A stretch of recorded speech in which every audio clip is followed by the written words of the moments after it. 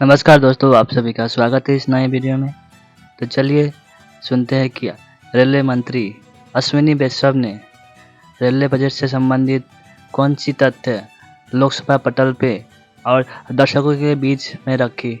उसके बारे में विस्तारित तथ्य हम लोग यहाँ पर हमें सभी को सुनने मिलेंगे और कौन सी कार्यक्रम और प्रोग्राम रेलवे मिनिस्टर द्वारा किए जा रहे हैं, सभी इस वीडियो में सुने अश्विनी वैष्णव के अपनी वॉइस में। प्रश्न है कि माननीय मंत्री द्वारा प्रस्तुत समधिक संकल्प को स्वीकृत किया जाए। जो सदस्य इसके पक्ष में हाँ कहें, जो सदस्य विरोध में ना कहें। मेरे विचार में निर्णय हाँ वालों के पक्ष में, हाँ वालों के पक्ष में समधिक संकल्प स्वीकृत हुआ। माननीय सदस्यगण, नियम 3 के अधीन सभा पटल पर रखे जाने वाले मामलों की अनुमति प्रदान की जाती है। मैं माननीय सदस्यों से आग्रह करता हूं कि वो नियम 377 के अधीन जो भी उनका लिखित में पाठन है वो सभा पटल पर रखें। आइटम नंबर 17 माननीय रेल मंत्री आगे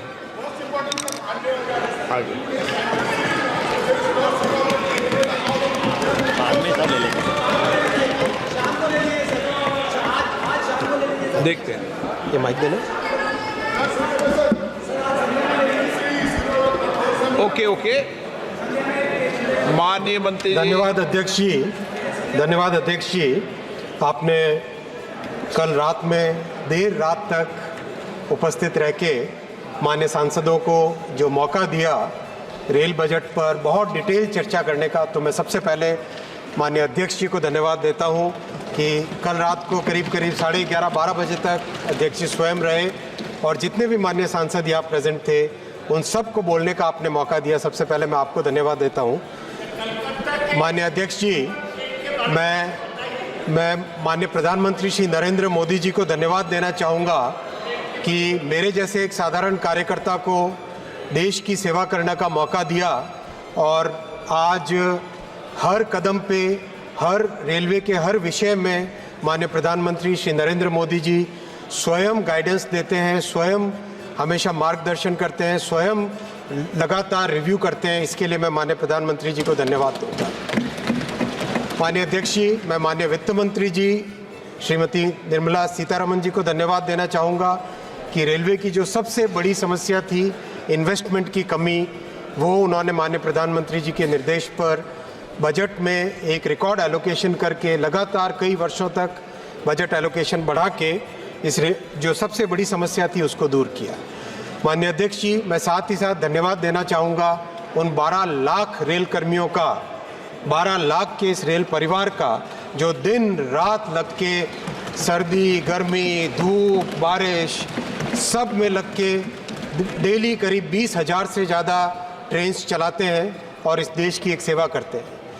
माननीय अध्यक्ष जी, रेलवे भारत की लाइफलाइन है। ये एक ऐसी संस्था है जिस पे भारत की इकोनॉमी आधारित है और देश का जो साधारण मानवी है, हर साधारण मानवी के लिए ये एक सेवा है।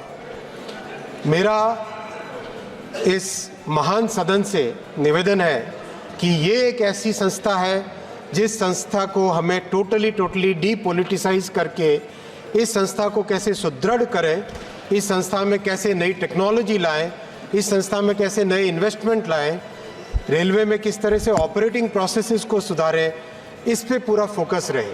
और कल मुझे बहुत ही हर्ष के साथ आपके समक्ष में रखना चाहूँगा कि कल माननीय सांसद 2 दिन में माननीय सांसदों ने कई ऐसे कंस्ट्रक्टिव सुझाव रखे, पक्ष से और विपक्ष से दोनों ही तरफ से कई अच्छे सुझाव आए और मैं विशेष धन्यवाद भी देना चाहूँगा पक्ष और विपक्ष के सांसदों को कि आपने कई जगह रेलवे के काम की तारीफ की। प्रधानमंत्री श्री नरेंद्र मोदी जी के इन प्रयासों को आपने सराहा, इसके लिए भी मैं आपको धन्यवाद देना चाहूँगा। माननीय अध्यक्ष जी, इस जवाब को मैं 10 पॉइंट्स में रखना चाहूँगा और प्रयास रहेगा कि जितने भी विषय आए हैं उन सारे विषयों को एड्रेस करें। जो विषय जितने भी हैं उन विषयों में 3 तरह के, बेसिकली अगर उसको क्लासिफाई करो तो 3 तरह की कैटेगरीज बनती है।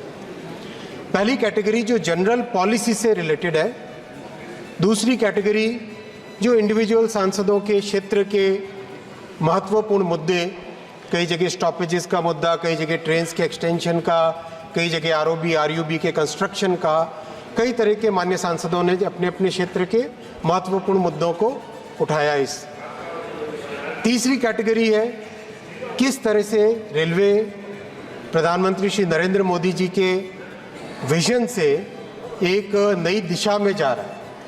ये तीनों कैटेगरीज को इन 10 पॉइंट्स में कवर करना चाहूँगा।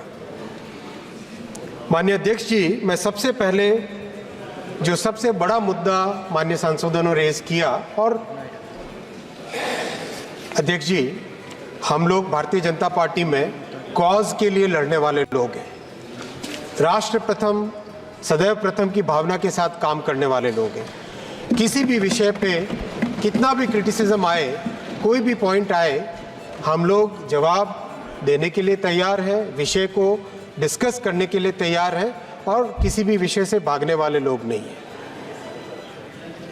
जो विषय सबसे पहले मान्यवर सांसदों ने पॉलिसी का कई जगह रेज किया, सदन में, सदन से बाहर भी, उन विषयों को सबसे पहले मैं यहाँ पे एड्रेस करना चाहूँगा। माननीय अध्यक्ष जी, रेलवे साधारण मानवी की सवारी है। गरीब से गरीब व्यक्ति भी आज रेलवे के कारण, रेलवे के द्वारा एक लंबी दूरी की यात्रा कम पैसे में कर पाता है। मिडिल क्लास के लिए सवारी है ये, और साधारण से साधारण नागरिक की ये सवारी है। इसी भावना के साथ पिछले 10 वर्षों में कई ऐसे स्टेप्स लिए गए जिससे कि रेलवे की सुविधा हर जन साधारण को मिले, और जो हमारी एस्पिरेशनल मिडिल क्लास है उसको भी मिले। मैं सबसे पहले जो जनरल कोच का मुद्दा आया उसको एड्रेस करना चाहूँगा। माननीय अध्यक्ष जी, जनरल कोच रेलवे में करीब करीब जनरल और एसी का अगर हम अनुपात देखें, जो रेशियो देखें, करीब करीब 2/3 जनरल यानी नॉन एसी कोचेस, जिसमें स्लीपर और जनरल क्लास के कोचेस होते हैं, और 1/3 एयर एसी कोचेस का एक कॉम्पोजिशन हमेशा रहा है, वो मेंटेन हो रहा है। फिर भी माननीय अध्यक्ष जी, जो जनरल कोच के लिए जो डिमांड बढ़ रही है, क्योंकि यात्रा के लिए जो डिमांड बढ़ रही है ओवरऑल, उसमें उसको ध्यान में रखते हुए अभी अगले कुछ ही महीनों में करीब 2500 एक्स्ट्रा जनरल कोचेस के प्रोडक्शन का काम हाथ में लिया गया है। और जो स्टैंडर्ड कॉम्पोजिशन है, जिसमें हर मेल एक्सप्रेस में मिनिमम 4 जनरल कोच रहेंगे, वो कॉम्पोजिशन बहुत जल्दी सारी की सारी मेल एक्सप्रेस ट्रेन्स में हो जाएगा। आगामी समय के लिए 10,000 स्पेशल प्रोडक्शन का काम हाथ में लिया है, 10,000 जनरल कोच का प्रोडक्शन का काम हाथ में लिया है माननीय अध्यक्ष जी, जिससे कि जनरल कोच की प्रॉब्लम कहीं पर भी नहीं रहेगी। ये मैं आपके समक्ष सभी देशवासियों को, सभी मान्य सांसदों के माध्यम से अपने अपने कॉन्स्टिट्यूएंसीज में रखें, ऐसा निवेदन करूंगा। माननीय अध्यक्ष जी, प्रधानमंत्री श्री नरेंद्र मोदी जी ने एक ऐसी ट्रेन की कल्पना की जो कि वर्ल्ड क्लास फैसिलिटीज़ हो, अच्छी से अच्छी फैसिलिटीज़ हो, लेकिन वो कम से कम कॉस्ट में लोगों को यात्रा करा सके।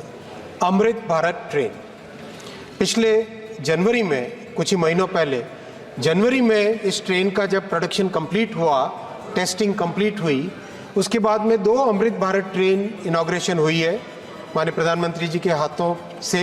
अयोध्या जी धाम पर हम लोग प्रेजेंट थे सबके सब। अयोध्या जी धाम से ये दोनों ट्रेन्स चली। पहली ट्रेन चली मालदा से बेंगलुरु के लिए, और दूसरी ट्रेन चली दरभंगा से दिल्ली के लिए।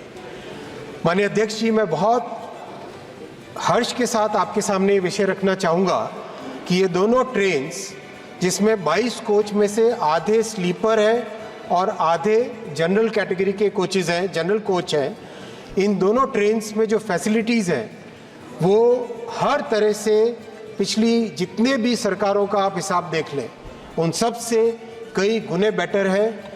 और दोनों की दोनों ट्रेन्स इतनी पॉपुलर है कि करीब करीब 5-6 महीने की टेस्टिंग के बाद में आज मैं हर्ष के साथ आपके सामने रखना चाहूँगा, माननीय प्रधानमंत्री जी ने 50 और अमृत ट्रेन के मैन्युफैक्चरिंग का निर्णय लिया है।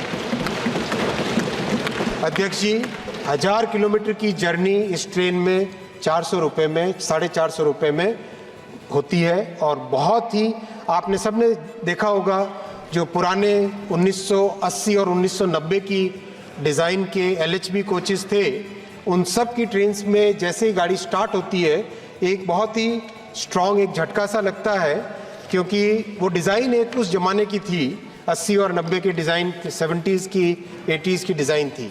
आप अमृत भारत ट्रेन में बैठोगे, इसमें सेमी परमानेंट कपलर्स एक नई टेक्नोलॉजी लाए हैं जो कि ट्रेन के अंदर बिल्कुल भी झटकों की प्रॉब्लम सॉल्व हो जाती है उससे। और भी कई सारे फीचर्स हैं, अच्छी टॉयलेट्स हैं, अच्छे जो चार्जिंग स्टेशन है, चार्जिंग पॉइंट्स हैं, बर्थ की डिज़ाइन चेंज हुई है, कई तरह के इसमें नए फीचर्स लगे हैं। साथ ही साथ अध्यक्ष जी, जैसा आरंभ में कहा, रेलवे साधारण मानवी की सवारी है, जन साधारण की सवारी है। ये जो 5 महीने का एक्सपीरियंस रहा अमृत भारत ट्रेन को चलाने का, इस एक्सपीरियंस के आधार पर और 13 नए इम्प्रूवमेंट्स ट्रेन में किए गए, विशेषकर जो अपर बर्थ पे चढ़ने का।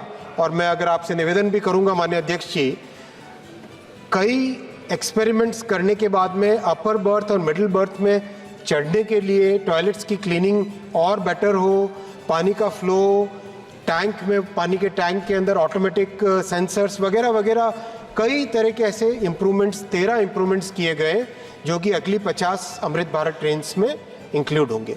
ओवरऑल मैं इस महान सदन के सामने इस विषय को रखना चाहूँगा कि NDA की सरकार और प्रधानमंत्री श्री नरेंद्र मोदी जी का पूरा फोकस, कंप्लीट फोकस गरीब से गरीब वर्ग पर और मिडिल क्लास वर्ग पर है। और इसीलिए सारा का सारा जो ट्रेन्स का डेवलपमेंट है, वो डेवलपमेंट भी उसी आधार पे हो रहा है। मैं बहुत ही खुशी के साथ ये कहना चाहता हूँ माननीय अध्यक्ष जी कि कल और परसों 2 दिन विपक्ष के कई सांसदों ने, मान्यवर सांसदों ने भी वंदे भारत ट्रेन के लिए डिमांड की। हालांकि राजनीतिक तौर पे कई जगह कांग्रेस के बाहर, इस सदन के बाहर कांग्रेस के ऐसे स्टेटमेंट्स आते हैं कि वंदे भारत ट्रेन नहीं चाहिए, और कई बार दूसरे कई दलों के भी आते हैं। लेकिन संसद में जो प्रामाणिक तौर पर कहा, मैं मान्यवर विपक्ष के सांसदों को धन्यवाद देना चाहता हूं कि आपने प्रधानमंत्री श्री नरेंद्र मोदी जी के इस बहुत ही इम्पोर्टेंट इनोवेशन का और जो आत्मनिर्भर भारत की इस बड़ी ताकत का जो आपने एक्नॉलेजमेंट किया, उस एक्नॉलेजमेंट के लिए आपको धन्यवाद देना चाहता हूँ। अध्यक्ष जी, रिकॉर्ड पर ये बात रिकॉर्ड पे रहे इस महान संसद के कि जब world class semi high speed train के डेवलपमेंट की बात आई 2015 के आसपास, प्रधानमंत्री श्री नरेंद्र मोदी जी ने देश की जिम्मेदारी संभाली 2014 में। 2015 में जब निर्णय लेने की बात आई कि वर्ल्ड क्लास ट्रेन एक अच्छे क्वालिटी की, मच बेटर, जो आज की भारत की एस्पिरेशंस है मिडिल क्लास की, उस एस्पिरेशंस को एड्रेस करे वैसी ट्रेन बनानी है, तो ये रिकॉर्ड पे रहे माननीय अध्यक्ष जी। प्रधानमंत्री जी ने एकदम स्पष्ट तौर पे कहा कि जो पुरानी पद्धति थी कि बाहर जाओ, टेक्नोलॉजी ट्रांसफर करवाओ, उस पद्धति को उन्होंने नकारा और स्पष्ट तौर पे कहा कि मेरे भारत के इंजीनियर्स, उनकी क्षमता है, मेरे भारत के वेल्डर्स, मेरे भारत के इलेक्ट्रीशियंस, हमारे देश में इतनी ताकत है, इतनी क्षमता है, इतनी बुद्धिमत्ता है कि हम अपने आप डिज़ाइन करेंगे। और अध्यक्ष जी, ये वंदे भारत ट्रेन उसी आत्मविश्वास का, उसी भारत की क्षमताओं पर, भारत के युवाओं की क्षमताओं पर विश्वास की एक झलक है, विश्वास की एक मिसाल है कि आज ये ट्रेन 100 से ज़्यादा सर्विसेज देश के कोने कोने में, करीब करीब हर राज्य में ये सर्विसेज प्रोवाइड कर रही है। माननीय अध्यक्ष जी, कल मान्यवर कई सांसदों ने कहा कि भेदभाव की बात कही। अध्यक्ष जी, मैं आपके द्वारा इस महान सदन में रखना चाहूँगा, प्रधानमंत्री जी ने जब वंदे भारत का रोल आउट किया, उन्होंने स्पष्ट कहा कि नॉर्थ से साउथ, ईस्ट से वेस्ट, हर प्रदेश में वंदे भारत को रोल आउट करें। और इसी कारण आज केरल से लेके आसाम तक और जम्मू कश्मीर में जम्मू से लेके तमिलनाडु तक हर प्रदेश में वंदे भारत ट्रेन आज सर्विस दे। कहीं पर भी किसी तरह का कोई डिस्क्रिमिनेशन, कोई भेदभाव की भावना नहीं है। किसी भी तरह की सर्विस हो, चाहे इन्वेस्टमेंट की बात हो, चाहे सर्विसेज की बात हो, हर जगह पूरे देश का ध्यान रखा गया है। माननीय अध्यक्ष जी, पैसेंजर सर्विसेज की इसी कड़ी में दो बहुत अच्छे जो इनोवेशंस हुए वो आपके समक्ष रखना चाहूँगा। जो कम डिस्टेंस के बड़े शहर हैं, कम डिस्टेंस के जो बड़े शहर है 150-200 किलोमीटर के बीच के, उसमें एक रीजनल ट्रेन चले जैसा कि दुनिया के कई देशों में है। इसके लिए वंदे मेट्रो डिज़ाइन की गई है और पहली गाड़ी डिज़ाइन होने के बाद में कपूरथला फैक्ट्री से निकल चुकी है। उसकी टेस्टिंग चल रही है अभी और बहुत जल्दी वो लॉन्च होगी। और वंदे मेट्रो भी आप देखेंगे अमृत भारत और वंदे भारत ट्रेन्स की तरह ये एक ऐसी सर्विस होगी माननीय अध्यक्ष जी जो भारत में यात्रियों के लिए एक नया वरदान साबित होगी। एब्सोल्युटली मॉडर्न फैसिलिटीज़, सेफ्टी से लैस हर तरह के जो इनोवेशंस जो अब तक सीखे गए और दुनिया भर में जो अच्छे से अच्छे फीचर्स होते हैं वो सारे के सारे फीचर्स वंदे मेट्रो की ट्रेन में रखे गए। माननीय अध्यक्ष जी, साथ ही साथ लंबी दूरी की ट्रैवल के लिए 1000 किलोमीटर 700 किलोमीटर से ज़्यादा की ट्रैवल के लिए वंदे स्लीपर का भी डिज़ाइन किया गया है और बहुत ही बारीकी से डिज़ाइन के हर फीचर को ध्यान में रख के इस ट्रेन का डिज़ाइन किया गया है। पहली ट्रेन मैन्युफैक्चरिंग हो गई है और उसका टेस्टिंग का काम चल रहा है। ये दोनों के दोनों ट्रेन्स वंदे मेट्रो और वंदे स्लीपर, वंदे भारत, अमृत भारत, वंदे मेट्रो, वंदे स्लीपर, ये चारों का जो कॉम्बिनेशन है माननीय अध्यक्ष जी, आगामी वर्षों में ट्रेन के ट्रैवल को, एक साधारण मानवी की सवारी को एक नया स्वरूप देगी। और बहुत ही सेटिस्फेक्शन के साथ मैं कह सकता हूँ कि ये जो इनोवेशन है जन जन को भाएगा और देश के जो 140 करोड़ देशवासी हैं, 700 करोड़ लोग ट्रैवल करते हैं, यानी एक से अधिक बार जो ट्रैवल करते हैं, 700 करोड़ पिछले वर्ष ट्रैवल किए हैं पैसेंजर्स टोटल, उन सब के लिए ये एक बहुत बड़ा वरदान साबित होगा। माननीय अध्यक्ष जी, मैं प्रधानमंत्री जी को धन्यवाद देना चाहूँगा। उन्होंने हमेशा एनकरेज किया कि एक नई टेक्नोलॉजी लेके आओ और नई टेक्नोलॉजी को भारत में डेवलप करो, भारत में ही मैन्युफैक्चर करो और लगातार इम्प्रूवमेंट करते रहो। ये जो भावना है, ये एक भावना को ध्यान में रखते हुए सारा का सारा काम किया जा रहा है। माननीय अध्यक्ष जी, मैं इसके बाद में आऊँगा जो सबसे दूसरा बड़ा मुद्दा है पैसेंजर सेफ्टी का। अध्यक्ष जी, पैसेंजर सेफ्टी एक ऐसा मुद्दा है जो हमें अति संवेदनशीलता के साथ रखना चाहिए। इसमें कोई राजनीति की बात नहीं होनी चाहिए और है भी नहीं। और मैं धन्यवाद भी दूंगा मान्यवर सांसदों को, पक्ष और विपक्ष दोनों तरफ के मान्यवर सांसदों ने बहुत ही एक प्रभावी तरीके से और कंस्ट्रक्टिव तरीके से इस विषय को डिबेट के दौरान रखा। मैं आपके समक्ष जो स्टेप्स लिए गए हैं उनकी बात करूंगा पहले और उसके बाद में उसका जो रिजल्ट आया वो आपके सामने रखूंगा। माननीय अध्यक्ष जी, सबसे बड़ी जो समस्या थी भारतीय रेलवे में, अनमैन्ड रेलवे क्रॉसिंग्स की बड़ी प्रॉब्लम थी और उसके कारण हर साल कोई न कोई ऐसी दुर्घटना होती थी जिसमें कोई स्कूल बस, कोई ट्रक, कभी कोई स्कूटर अनमैन्ड लेवल क्रॉसिंग बिना व्यक्ति वाली फाटक से क्रॉस करते थे। माननीय अध्यक्ष जी, अच्छे फोकस्ड परिणामों के कारण, एक्शन के कारण 2019 में देश में करीब जो 9000 के आसपास अनमैन्ड लेवल क्रॉसिंग्स थी वो सारी की सारी कंप्लीटली समाप्त कर दी गई। जगह जगह आरओबी बनाए, कई जगह गेट लगाया, कई जगह अंडरपासेस बनाए, वो कंप्लीट हुआ। वो एक बहुत बड़ा समस्या का कारण था, वो समाप्त हुआ। अध्यक्ष जी, दूसरा सबसे बड़ा महत्वपूर्ण मुद्दा है, टेक्नोलॉजी का मुद्दा है। ये स्टेशंस का जो कंप्लीट कंट्रोल होता है, वो स्टेशन का कंट्रोल होता है इलेक्ट्रॉनिक इंटरलॉकिंग के माध्यम से, इसको डिजिटल कंट्रोल भी कहते हैं। तो दुनिया के करीब करीब हर बड़े रेलवे सिस्टम में इलेक्ट्रॉनिक इंटरलॉकिंग 1980-1990 वाले दशकों में लग गई थी। अपने यहाँ बहुत ही एक स्लो पेस पे काम चल रहा था। 2004 से 2014 का अगर पीरियड देखें, मात्र 837 स्टेशन इलेक्ट्रॉनिक इंटरलॉकिंग पे कवर हुए थे। लेकिन 2014 से 2024 के दशक में 2964 स्टेशंस को कवर किया गया और साथ ही साथ उसमें एक ऐसा इनोवेशन लाया गया माननीय अध्यक्ष जी कि विभिन्न मैन्युफैक्चरर्स के जो इलेक्ट्रॉनिक इंटरलॉकिंग सिस्टम्स हैं वो सब के सब आपस में इंटर ऑपरेबल बने।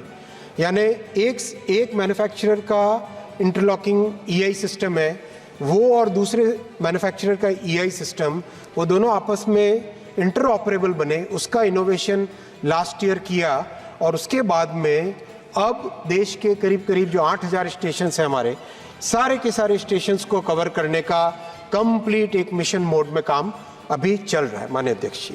इसका भी बहुत बड़ा लाभ होगा रेलवे में एक्सीडेंट्स की कमी में, रेलवे में ओवरऑल सेफ्टी में इम्प्रूवमेंट में।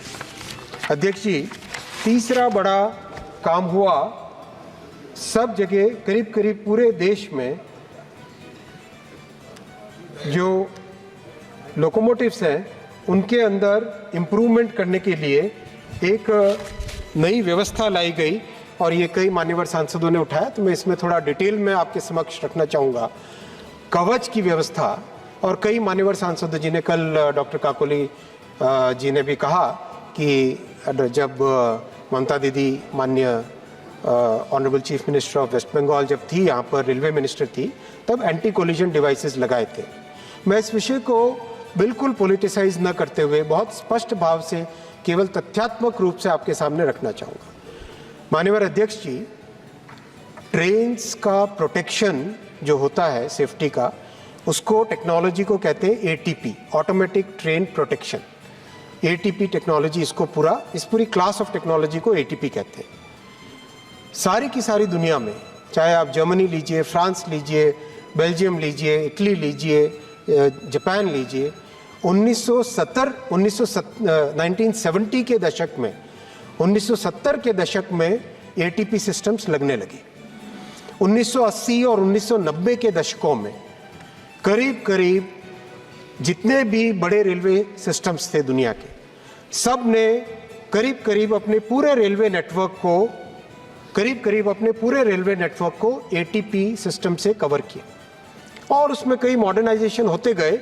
लेकिन एटीपी का माने ये होता है कि अगर ड्राइवर मिस कर जाए सिग्नल को, क्योंकि स्पीड बढ़ती जा रही है ट्रेन्स की, पहले 30-40 kmph की स्पीड्स होती थी, अब 100, 110, 120, 160 इस तरह से ट्रेन्स की स्पीड्स बढ़ती जा रही है।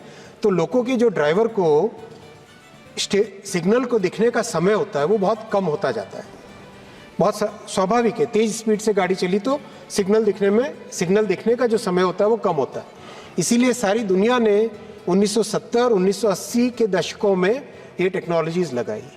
अनफॉर्चुनेटली 58 साल के कार्यकाल में भी कांग्रेस के ये टेक्नोलॉजी 2014 तक भारत के एक भी किलोमीटर रेलवे नेटवर्क पे नहीं लग पाई। मैं धन्यवाद तो दूंगा कि कई एक्सपेरिमेंट्स किए, लेकिन किसी भी एक्सपेरिमेंट के पीछे जो मेन फोकस होता है वो एक्सपेरिमेंट, और जिस एक संवेदना के साथ बहुत ही एक तरीके से एक प्रोजेक्ट को या किसी भी एक नए टेक्नोलॉजी को लाना होता है, वो भावना के साथ नहीं किया गया। जब एंटी कोलिजन डिवाइसेस लाए गए 2006 में, करीब करीब 1500 किलोमीटर लंबे ट्रैक्स पे लगाए गए थे। लेकिन अध्यक्ष जी, किसी भी सेफ्टी सिस्टम का प्राइमरी पॉइंट होता है SIL certification, safety integrity level का सर्टिफिकेशन। अध्यक्ष जी, इंडस्ट्रियल वर्ल्ड में मैं चूँकि एक इंजीनियर हूँ और ये इसी दुनिया से आता हूँ, मेरा राजनीतिक अनुभव बहुत कम है, न के बराबर है। इस दुनिया में अध्यक्ष जी, safety integrity level 1, level 2, level 3 और लेवल 4 ये एक प्राइमरी चीज़ होती है किसी भी सेफ्टी सिस्टम में। अनफॉर्चुनेटली एंटी कोलिजन डिवाइसेस का कोई सेफ्टी सर्टिफिकेशन था ही नहीं, और लगाने के बाद में करीब करीब 7 साल तक उसको सुधारने की कोशिश की गई, लेकिन 2012 में उसको फेल घोषित करके उसको अबेंडन कर दिया गया था। मैं इसमें कोई राजनीति की बात नहीं करना चाहता। ये काम करने की जो पद्धति है, रेलवे जैसी इंपॉर्टेंट सिस्टम को जो फोकस देना चाहिए वो फोकस नहीं था, और वो फोकस आज है। ये मैं स्पष्ट तौर पे रखना चाहूँगा अध्यक्ष जी। इसीलिए एक सेकेंड अध्यक्ष जी, इसीलिए मोदी जी ने जिम्मेदार लेते ही, मैं आऊँगा फैक्ट डेटा पे आऊँगा, अभी आपको डेटा पे दूंगा, उसके बाद में आप चुप हो जाएंगे भाई। अध्यक्ष जी, इसीलिए मोदी जी ने 2014 में जिम्मेदारी लेते ही सबसे पहले 2015 में ऑटोमेटिक ट्रेन प्रोटेक्शन सिस्टम को डेवलप करने का उन्होंने संकल्प लिया। 2016 में कवच के पहले ट्रायल्स हुए, इसका नाम तब टीकैस था, ट्रेन कोलिजन अवॉइडेंस सिस्टम, जो कि एक जेनेरिक टर्म है। 2019 में इसको सर्टिफिकेट मिला। ये सर्टिफिकेट इतना डिफिकल्ट होता है, SIL लेवल 4, सिल 1, सिल 2, सिल 3, सिल 4 हाईएस्ट लेवल का सेफ्टी का सर्टिफिकेशन होता है। 3 साल लगे उस सर्टिफिकेट लेने के लिए। कई तरह के ट्रायल्स किए जाते हैं, कई तरह के टेस्टिंग किए जाते हैं, कई कंडीशंस में उसको टेस्ट किया जाता है। 2019 में कवच का सर्टिफिकेशन कंप्लीट हुआ। अध्यक्ष जी, कोविड के बावजूद भी 2020 और 21 में इसके एक्सटेंडेड ट्रायल्स हुए। सर्टिफिकेशन के बाद में 3 मैन्युफैक्चरर्स को डेवलप किया गया, और 2022 में पहला बड़ा 3000 किलोमीटर का प्रोजेक्ट रोल आउट हुआ। और 3000 किलोमीटर की इस प्रोजेक्ट में जो इम्प्लीमेंटेशन के दौरान सीखने को मिला, और देश अपना बहुत ही डाइवर्स देश है, बहुत ही डाइवर्स कंडीशंस हैं, जो कि डेजर्ट में रेलवे नेटवर्क में कंडीशंस होती हैं वो पहाड़ वाले क्षेत्र में अलग होती है, जो कोस्ट में होती है वो ड्राई एरिया में अलग होती है। इसीलिए इन सारी कंडीशंस को ध्यान में रख के, उन सब को समझ के 2024 के 17 जुलाई को कवच का वर्जन 4.0 RDSO, जो हमारी सेफ्टी और रिसर्च की संस्था होती है, उसने कवच का वर्जन 4.0 अप्रूव किया। और अध्यक्ष जी, आज हम इस परिस्थिति में हैं कि हमारे पास 3 मैन्युफैक्चरर्स जिन्होंने अपना मैन्युफैक्चरिंग का स्केल अप कर दिया है, 2 नए मैन्युफैक्चरर उसमें जुड़ने वाले हैं। कम से कम 8000 से ज़्यादा इंजीनियर्स को और टेक्नीशियंस को ट्रेनिंग दी है। 6 यूनिवर्सिटीज़ में कवच का पाठ्यक्रम इंक्लूड किया है, क्योंकि अध्यक्ष जी इसके लिए बहुत सारी टेक्निकल कैपेसिटी के साथ साथ टैलेंट भी चाहिएगा, मैन पावर चाहिएगा, डिज़ाइनर्स चाहिएंगे। वो सारी की सारी व्यवस्था, पूरा जो कवच के लिए चाहिए उसको आगे इंस्टॉल करने के लिए और उसको कमीशन करने के लिए, वो सब व्यवस्था बन गई है। और अब इस इतनी मेहनत के बाद में अब परिस्थितियाँ ऐसी है कि हम बड़े पैमाने पे करीब 9000 किलोमीटर के टेंडर इन प्रोसेस हैं, और करीब 10,000 लोकोमोटिव्स पे लगना चालू हो जाएगा आगामी कुछ ही महीनों में। अध्यक्ष जी, ये please just let me complete. अध्यक्ष जी, मैं आपकी इस भावना को, दादा की इस भावना को मैं वेलकम करता हूं। अध्यक्ष जी, बिना कोई राजनीति किए हुए अध्यक्ष जी, मैं मान्यवर सांसदों की भावना का सम्मान करता हूं। मंत्री जी, अध्यक्ष जी, मैं आपके सामने ये भी रखना चाहूंगा कि जो हमारे जिन देशों के, मैं बिना किसी देश का नाम लिए, एक सेकंड दादा, प्लीज लेट मी कंप्लीट दादा, दादा प्लीज लेट मी। अध्यक्ष जी, माननीय अध्यक्ष जी,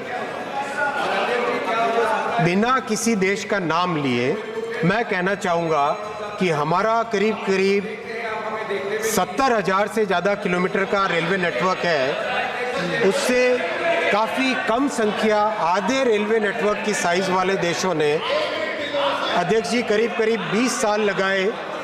अध्यक्ष जी करीब करीब 20 साल लगाए एटीपी सिस्टम को इंस्टॉल करने पे। मैं आपको इतना भरोसा दिलाना चाहूँगा माननीय अध्यक्ष जी, और आपके माध्यम से संपूर्ण देश को इतना भरोसा दिलाना चाहूँगा कि कवच के रोल आउट में कोई कसर नहीं छोड़ेंगे। जी जान से मेहनत करेंगे, दिन रात लग के इसको कंप्लीट नेटवर्क में देश के हर किलोमीटर पे लगाने का पूरा प्रयास करेंगे। माननीय अध्यक्ष जी, और भी कई स्टेप्स लिए गए, जिन स्टेप्स का अगर विवरण दें तो सेफ्टी पे जो मेहनत हुई है वो आपके समक्ष आएगी। अध्यक्ष जी, ट्रैक फेलियर सबसे बड़ा विषय होता था, इसीलिए ट्रैक्स पे बहुत फोकस करके आप देखें यूपीए के 10 वर्षों में करीब 32,000 किलोमीटर का ट्रैक का रिन्यूअल होता था, उसकी जगह 43,000 किलोमीटर का रिन्यूअल हुआ एनडीए के 10 वर्षों में। हाई क्वालिटी जो 60 किलो की रेल्स होती हैं, जो कि बेटर क्वालिटी की बेटर स्ट्रेंथ वाली रेल्स होती हैं, वो मात्र 57,000 किलोमीटर पे लगी थी यूपीए के 10 वर्षों में। एनडीए के 10 वर्षों में 1,23,000 किलोमीटर लगी हाई कैपेसिटी बैटरी स्ट्रेंथ की। अध्यक्ष जी, वैसे ही कल मान्यवर एक सांसद ने कहा था अल्ट्रासोनिक फ्लॉ डिटेक्शन क्यों नहीं करते। अध्यक्ष जी, अगर हम देखें 26,52,000 अल्ट्रासोनिक फ्लॉ डिटेक्शन के टेस्ट्स किए गए 10 वर्षों में, और साथ ही साथ इसमें टेक्नोलॉजी भी इम्प्रूव की गई। अध्यक्ष जी, जो पुरानी टेक्नोलॉजी थी, उस पुरानी टेक्नोलॉजी में एक व्यक्ति हाथ में अल्ट्रासाउंड की मशीन लेके ट्रैक के ऊपर जाता था और उससे जितना उसमें डेटा आता था वो आता था, उससे एक्यूरेसी पूरी नहीं आ पाती थी। इसीलिए माननीय अध्यक्ष जी, फेज अरे अल्ट्रासाउंड मशीन का प्रोक्योरमेंट किया गया है, उसको डेवलप किया गया है, और करीब करीब हर जोन में फेज अरे अल्ट्रासाउंड मशीन्स लगा के, ताकि ट्रैक्स में कोई भी गड़बड़ हो तो उसको अच्छे से तुरंत उसको समझा जा सके। और मैं आपको एक बहुत छोटे से उदाहरण के साथ समझाना चाहूँगा माननीय, मैं पेपर का उपयोग करूँ अगर आपकी अनुमति हो। ट्रैक में क्या होता है कि जैसे मान लो ये पेपर है, इस पेपर को आप खींचे कुछ नहीं होता, लेकिन अगर एक छोटा सा इसके अंदर कोई फ्रैक्चर हो जाए तो हल्का सा प्रेशर लगाने पर भी ट्रैक के फ्रैक्चर्स हो जाते थे। और इसी कारण इस पर इतना फोकस दिया गया कि ट्रैक का रिन्यूअल्स, अल्ट्रासाउंड जो फेज अरे अल्ट्रासाउंड से उसका डिटेक्शन, वेल्ड का डिटेक्शन, और बहुत ज़्यादा जगह फिश प्लेट को रिप्लेस करके वेल्डेड जो रेल होती है वो सब जगह लगाई गई। और उसका रिजल्ट आया माननीय अध्यक्ष जी, अगर हम 2013-14 में देखें तो करीब 2,500 के आसपास रेल फ्रैक्चर्स होते थे, करीब 2,500 के आसपास रेल फ्रैक्चर्स होते हैं। यही संख्या 2023-24 तक आके मात्र 383 रह गई है, यानी 85% रिडक्शन रेल फ्रैक्चर्स में हुआ।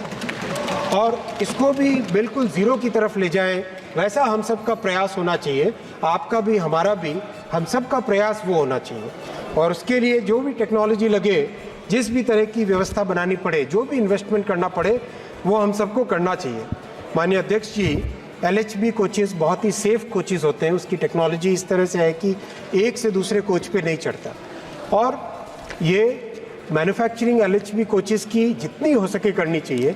और इसीलिए अगर हम देखें यूपीए के 10 वर्षों में मात्र 2,300 LHB कोचेज़ बने थे, और एनडीए के 10 वर्षों में पहली और दूसरी टर्म मोदी जी की, उसमें 37,000 LHB कोचेज़ बने, 37,000। इतना बड़ा फ़र्क आया, इतना बड़ा डिफरेंस आया। लेकिन अध्यक्ष जी, हमें प्लीज़ हमें अध्यक्ष जी इस पे भी नहीं रुकना है, हमें A to Z जितने भी ICF कोचेज़ हैं पुराने 1950 वाली टेक्नोलॉजी के, उन सब को रिप्लेस करना है। साथ ही साथ अभी एक और बहुत महत्वपूर्ण काम हाथ में लिया है कि LHB 1970 और 1980 करीब 1980 में लाया गया था भारत में, वो TOT वाला मेथड था। उसके बजाय आज की जो टेक्नोलॉजी है उसको ध्यान में रखते हुए एक टोटली नए प्लेटफॉर्म का, नए कोच का डिज़ाइन का काम हाथ में लिया है। और माननीय अध्यक्ष जी, ये कोच का डिज़ाइन भी हमारे ही देश के इंजीनियर्स, हमारे ही देश की टेक्निकल ब्रेन्स, आत्मनिर्भर भारत की एक और मिसाल बनेगा। ये कोच का डिज़ाइन भी काम में हाथ में लिया है। मान्य जी, स्टील एल्यूमिनियम दोनों में से जो भी होगा, लेकिन अच्छी क्वालिटी, अच्छा सेफ होगा। और बहुत ही ध्यान से अध्यक्ष जी, जीवन अमूल्य होता है, जीवन का कोई मोल नहीं है। मैं आपको, चूंकि मैं ये नंबर नहीं रखना चाहता था, लेकिन चूंकि मान्यवर सांसद पूछ रहे हैं इसलिए मैं नंबर रखना चाहूँगा, लेकिन इसमें बहुत ही संवेदना के साथ इस विषय को रखना चाहिए।